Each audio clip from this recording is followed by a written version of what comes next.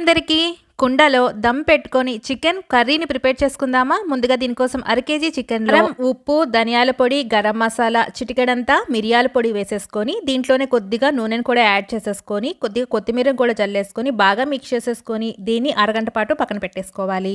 అరగంట అయ్యాక దీంట్లో పుదీనాని అలాగే కొద్దిగా కరివేపాకుని వేసేసుకొని ఒక గుప్పిడంతా పచ్చిమిరపకాయలు, 2 ఉల్లిపాయలని సన్నగా తరుక్కొని వేసేసుకోండి. ఈ చికెన్ అంతా కూడా బాగా మిక్స్ చేసేసుకోండి. ఇప్పుడు సీజనింగ్ చేసి పెట్టుకున్న కుండలోకి 2 టేబుల్ స్పూన్ల నూనె చికెన్ని ట్రాన్స్ఫర్ చేసుకొని 2 వెల్లుల్లిపాయల్ని అలాగే 2 టేబుల్ స్పూన్ల వాటర్ని అలాగే చుట్టూతా కొంచెం గోధుమ పిండిని స్ప్రెడ్ చేసుకోండి.